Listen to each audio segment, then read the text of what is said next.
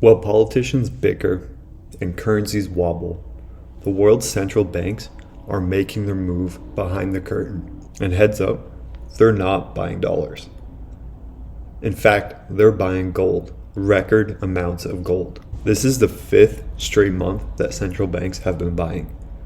And in fact, China's PBoC is on their 22nd month in a row of buying gold, pushing their reserves upwards of 2,300 tons. And for the first time in what seems like years, the gold ETFs are seeing inflows yet again. This is no longer just diversification.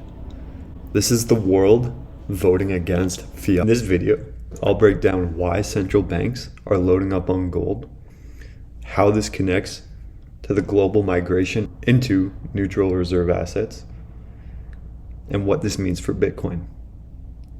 Let's get into it. Right off the bat, guys, we have this article title, Central Banks Going on 4th Consecutive Year of Buying Gold. Now, in order to understand the reason behind this, we need to understand the role gold plays in the global economy, which is the original neutral reserve asset.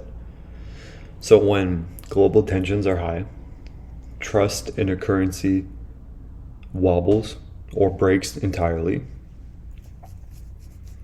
when there's wars, uncertainties, things of that nature, central banks will flock to an asset like gold because A, you can take self-custody of it, you can hold your own gold bars, and B, it has been known to preserve purchasing power and value over the course of, well, frankly, thousands and thousands and thousands of years.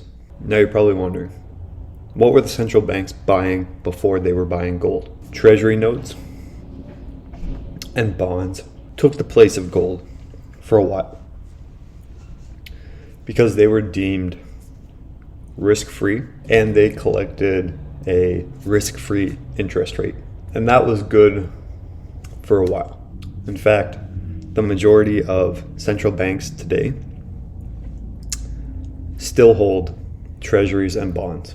Matter of fact, this is a screenshot of top holders of US treasuries, what I believe to be 2024, 2025. And what we can see from this pie chart is that pretty much every major player in the global economy still holds a degree of these US treasuries, Japan and China being the main ones. However, there's a shift that is occurring, and that shift begins to happen when trust in fiat currency specifically starts to break down. Trust in the world reserve currency, that being the US dollar. When trust in the world reserve currency begins to break down, we begin to witness something like this. And what this chart shows is foreign central bank holdings of gold and treasuries. Gold being in the yellow, treasuries being in the blue. Two major things here. When we depegged from the gold standard in 71, we had a few more years before central banks began to release their gold holdings because some great salesman in the US convinced the world that these new government bonds and treasuries had a quote-unquote risk-free rate. Fast forward 50 years later, and this fiat experiment is coming to an end. Fiat has been debased too much.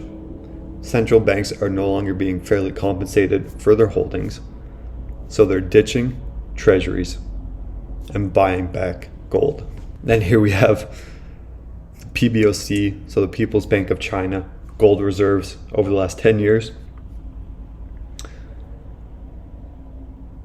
It just keeps going up. It just keeps going up. Something we need to know about China too is they have not been a net buyer of treasuries since 2014.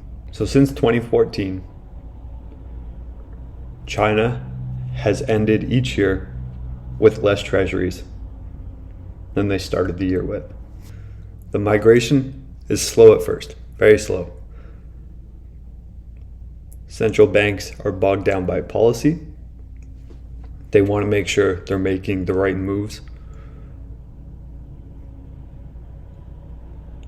And there's a degree of risk involved. However, as the years go, the right choice becomes ever more clear. And that choice is indeed pivoting into a neutral reserve asset like gold. And now for the newer generations, like Bitcoin. And here we just have the spot price of gold. Absolutely beautiful chart. This is gold against the US dollar. And what this shows us is that the US is losing value against gold at a rapid rate.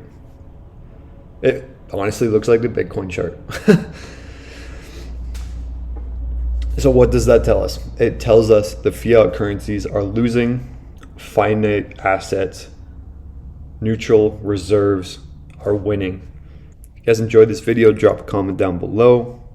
Hit that like button. Make sure you subscribe as well. As always, I'll catch you guys in the next video.